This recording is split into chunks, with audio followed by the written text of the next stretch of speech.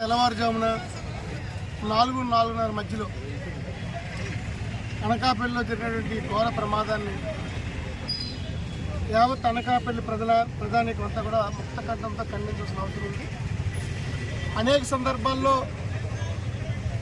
ఏదైతే ఈ క్వారీ లారీలు బౌల్డర్స్తో హెవీ లోడ్స్తో అనేక మంది ఈసరికే ప్రాణాలు బలిగొన్న సంఘటనలు మనం రోజు నిత్యం పత్రికల్లోని మీడియాలో చూస్తున్నాం. ఈ మధ్యకాలంలో ఈ వారం రోజుల్లోనే 2 వ్యక్తులు చనిపోవడం జరిగింది.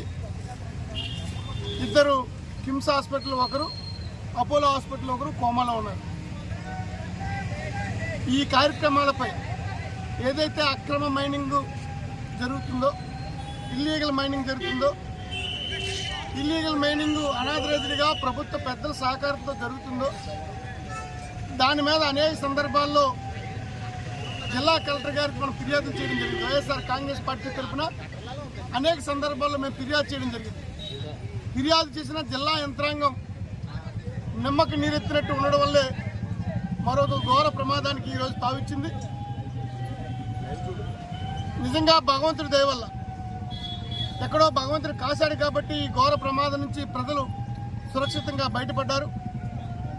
నిన్న ఈరోజు తెల్లవారుజామున 4:30 జరిగిన ఈ సంఘటన రైల్వే గడ్డర్లని ఢీకొట్టి తర్వాత రైల్వే ట్రాక్ని ఢీకొట్టే విధంగా, ట్రాక్ కిందకు వచ్చే విధంగా అంత బలంగా ఒక రాళ్ళు పట్టుకెళ్ళే లారీ ఢీకొట్టిందంటే ఎంత లోడుతో ఆ బండి వెళ్తుందో మీరు ఒకసారి ఆలోచన చేయాలి. ఎంత హెవీ వెహికల్స్ ఈ రోడ్డు అంటే ప్రయాణం చేస్తున్నాయో.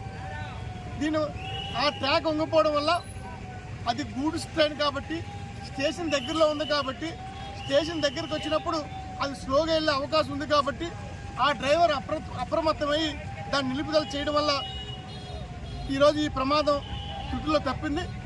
అదే పరిస్థితిలో ఏదైనా ఎక్స్ప్రెస్ ట్రైన్ ఆ టైంలో ఏదైనా ట్రైన్ ఎక్స్ప్రెస్ ట్రైన్ కానీ ఈ ప్రయాణం జరిగి ఉంటే ప్రమాదాన్ని ఊహించుకోవడానికే భయంగా ఉంది. నిజంగా ప్రయాణికులు ఉన్నటువంటి ట్రైన్ కానీ ప్రయాణం ఈ ట్రాక్పై ఆ టైంలో వచ్చుంటే 100 మంది ఈరోజు చనిపోయే పరిస్థితి నుంచి ఈరోజు భగవంతుడు మనల్ని కాపాడాడు. దీనికి కారణం ఎవరు? ప్రభుత్వ యంత్రాంగం కానీ ప్రభుత్వ పెద్దలు కానీ ఏం చేస్తున్నారు?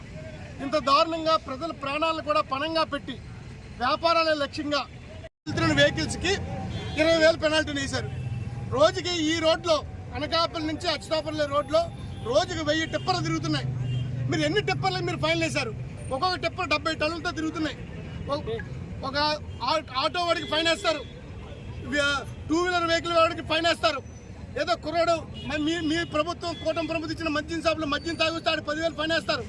మరి 70 టన్నులు 80 టన్నులు కెపాసిటీ వెళ్తున్న లారీలు రోజుకి 1000 లారీలు వెళ్తుంటే ఎంతమందికి పోలీస్ యంత్రాంగం కానీ మరి ఆర్టీఓ వారు కానీ ఎంతమంది ఫైన్లు వేశారు అనేది ఒకసారి మీ ద్వారా ప్రశ్నిస్తున్నాం.